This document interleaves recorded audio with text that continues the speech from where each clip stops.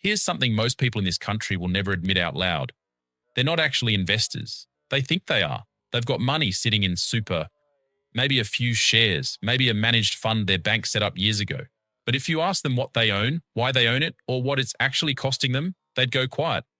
And that silence is the most expensive sound in Australia right now, because while you stay quiet, the system keeps charging you, the market keeps moving, and the years keep slipping by. So let me give you the uncomfortable truths nobody at the barbecue wants to say, the ones that actually decide who builds wealth in this country and who just talks about it. The first truth is the hardest. Nobody is coming to save your money. Not the government, not your employer, not your bank. Your employer pays 12% into your super now, and that sounds generous until you realize that's the flaw. That 12% alone will not give most Australians the retirement they're picturing. It was never designed to. It was designed to stop you being completely broke at 70, and there's a massive difference between not being broke and being free. If you're treating super as your whole plan, you don't have a plan, you have a hope. And hope has never once compounded.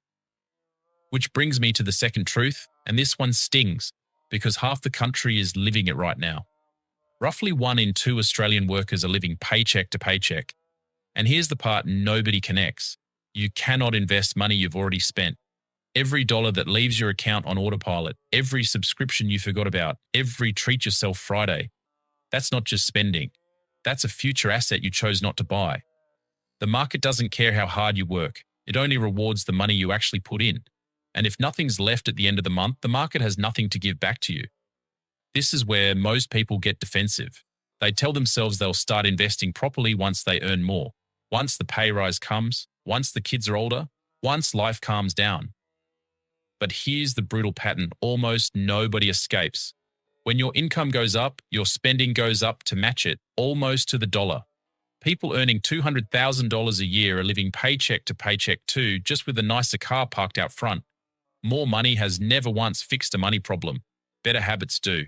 The person who learns to invest $50 when it's hard will invest $500 when it's easy. The person who waits for it to be easy will be waiting forever because it never gets easy on its own. You build the muscle first, then the money follows. And the muscle is smaller than you think. You don't need a budget that runs your life or a spreadsheet with 40 tabs. You just need one rule. Pay your future self first, before anything else gets a chance to grab that money. The moment your pay lands, a small slice moves straight into investing. Before the rent, before the groceries, before the fun stuff. Whatever's left is what you live on. The third truth is the one the finance industry desperately hopes you never do the maths on. Fees are eating your future alive. They don't feel like much. 1% here, a bit more there. It sounds like rounding. But let me show you what that rounding actually does. Imagine you invest steadily for 40 years, earning solid returns the whole way. If your fund charges 1% a year instead of a low-cost index fund charging closer to 0.04%, over those 4 decades, it drains around $443,000 out of your final balance. That's the cost of not reading the fine print. That's a house deposit. That's a decade of freedom paid to someone else for doing almost nothing. And the worst part is how invisible it is. There's no bill in the mail, no alert on your phone. The money just disappears while you assume everything's fine because nobody ever told you otherwise. The fourth truth is about you.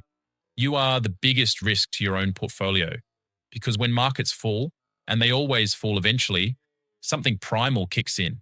Fear takes the wheel. You sell to stop the bleeding. You tell yourself you'll buy back in when things calm down, and then the market recovers without you, the way it always has. Every single ASX crash in history has eventually been followed by new highs. The people who lost weren't the ones who stayed in. They were the ones who panicked and got out at the bottom, then watched from the sidelines as everyone else rebuilt. Investing isn't a test of intelligence. It's a test of whether you can sit still when your gut is screaming at you to run. That leads straight into the fifth truth. Timing the market is a fantasy you keep paying for. Everyone thinks they'll buy the dip and sell the top. Nobody does it consistently. What actually works is almost insultingly boring. Investing the same amount on the same day, every single month, no matter what the headlines say. When prices are high, you buy a little less. When prices crash, you buy a lot more. It's called dollar cost averaging, and it beats most people who think they're smarter than the market. The beauty of it is that it takes the decision out of your hands entirely. You're not watching charts. You're not reading doom in the news and wondering if today's the day to bail. You said it once, and then you let time and consistency do the heavy lifting. Here's the sixth truth, and it's one Australians are uniquely good at ignoring. Your house is not your investment strategy. I know, in this country, property is practically a religion. But your home doesn't pay you, it costs you. Rates, insurance, repairs, interest, all while interest rates sit high. Yes, it might grow in value, but you can't eat your kitchen, and you can't retire on a number on a property app unless you sell the roof over your head. Real investing means owning things that put money back into your pocket while you sleep. Dividends, distributions, assets that grow and pay you at the same time. If every dollar you own is locked in the walls around you, you're not wealthy. You're just a liquid and hoping. None of this means property is bad. It means one asset, no matter how comfortable it feels, was never meant to carry your whole future on its own. Real security comes from owning more than one kind of thing, so that when one part of your money has a rough year, the rest keeps working for you. And the seventh truth ties all of this together. Doing nothing is also a decision, and it's usually the most expensive one. Every year you wait for the right time, for more savings, for more confidence, for things to feel certain, is a year of compounding you will never get back. And there is no perfect moment coming. There never was. The market will always look too high, too risky, too uncertain, because that's what the future feels like from the inside.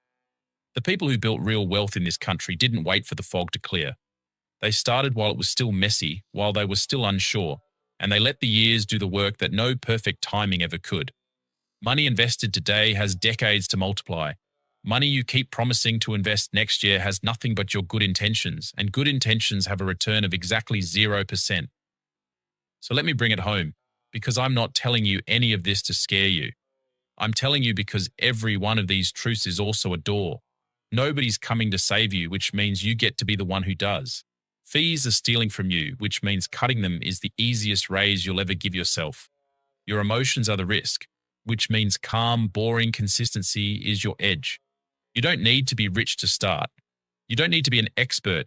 You need to start, automate it, lower your costs, and refuse to flinch when everyone else does. That's it. That's the whole game most people overcomplicate their entire lives. Here's what you can do. Find out exactly what fees you're paying on your super and your investments. Set up one automatic investment, even if it's small, so the decision gets made without you every single month. And decide right now that the next time the market drops and the headlines turn ugly, you're going to do the one thing that builds real wealth in this country. Absolutely nothing.